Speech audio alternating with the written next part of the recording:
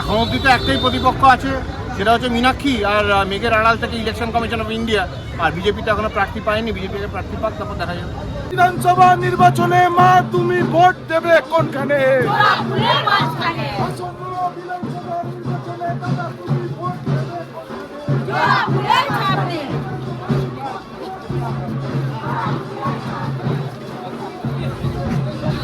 উত্তরপাড়া বিধানসভা তৃণমূল প্রার্থী শীর্ষান্ন বন্দ্যোপাধ্যায় তিনি প্রচারে বেরিয়েছেন। এই মুহূর্তে কোন্নগর পৌরসভা এলাকায় তিনি প্রচার করছেন। তিনি প্রত্যেক দিন তিনি প্রচারে বেরোচ্ছেন, তার কারণ হচ্ছে যেখানে বিরোধীরা এখনো পর্যন্ত প্রার্থী ঘোষণা করতে পারেনি, সেখানে তৃণমূল প্রার্থী ঘোষণা হওয়ার পর তিনি প্রচারে বেরিয়ে গেছেন। শীর্ষান্ন বন্দ্যোপাধ্যায় উত্তরপাড়া বিধানসভার তিনি তৃণমূল প্রার্থী, তিনি এলাকায় ঘুরে বেড়াচ্ছেন। তার কারণ হচ্ছে ভোট ঘোষণার পর থেকে যেহেতু প্রার্থীও ঘোষণা হয়ে গেছে, প্রার্থী ঘোষণার পর একটু বসে সময় নষ্ট করতে চাইছেন না তৃণমূল প্রার্থী। তিনি প্রচারে বেরিয়েছেন, যেদিনকে নাম ঘোষণা হয়েছে সেদিন থেকে তিনি উত্তরপাড়ার বিভিন্ন জায়গায় তিনি প্রচার করছেন। আপনারা দেখতে পাচ্ছেন সেই ছবি।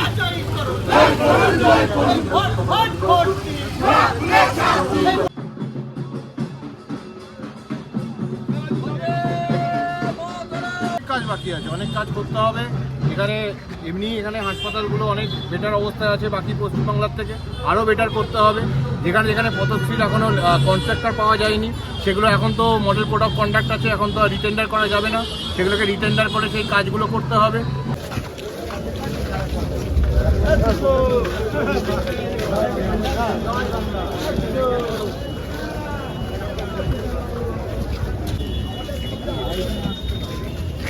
ভালো ছেলে। এবং বাকি যেগুলো এরিয়া ডেভেলপমেন্টের কাজ আছে সেগুলো সব করতে হবে, ড্রেনেজের কাজ করতে হবে, একটা পার্মানেন্ট ব্যবস্থা করতে হবে যাতে ড্রেনের প্রবলেমটা এখানকার মানুষ একটুখানি নিস্তার পায়। আপনার জেতার পর প্রথম কাজ কোনটা হবে তাহলে? দেখুন, সবকটাই এখন থেকে তো বলা সম্ভব নয়, কিন্তু যেগুলো বললাম যে পথশ্রীর বাকি কাজটাকে কমপ্লিট করাতে হবে, কারণ পথশ্রীর সব টেন্ডারই 60 দিনের, ওটা যদি সব থেকে আগে এলওয়াই করা যায় তাহলে 60 দিনের মধ্যে তাড়াতাড়ি কাজগুলো কমপ্লিট হয়ে যাবে। ড্রেনেজের ব্যবস্থা যেমন একটা পার্মানেন্ট সলিউশন দরকার, সেই কাজের সময়টা অনেকটা বেশি লাগবে।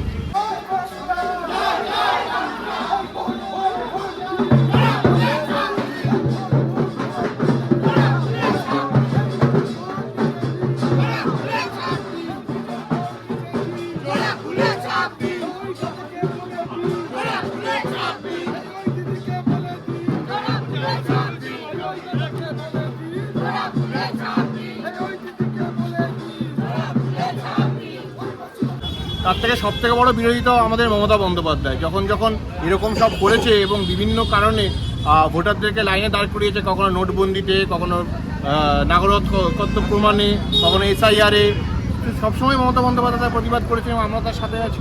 আজকেও প্রিমিয়াম পেট্রোলে 2 টাকা করে বাড়িয়েছে কেন্দ্রীয় সরকার। বাড়িয়েছে, এটা তো বারবারই বাড়াচ্ছে, সেটার প্রতিবাদে তো আমরা সারা বছর রাস্তায় আছি। এর কি ভোট বাক্সে প্রভাব পড়বে? ভোট বাক্সে প্রভাব পড়বে এবং যেটা রান্নার গ্যাসে যেটা অভাব, সেটাতে প্রভাব পড়বে। ওরা যে কৃত্রিমভাবে যে অভাবটা তৈরি করছে তাতে প্রভাব পড়বে। লাস্ট প্রশ্ন, আপনি কাকে প্রতিপক্ষ বেশি মনে করছেন? এখন অবধি তো একটাই প্রতিপক্ষ আছে, সেটা হচ্ছে মীনাক্ষী, আর মেঘের আড়াল থেকে ইলেকশন কমিশন অফ ইন্ডিয়া।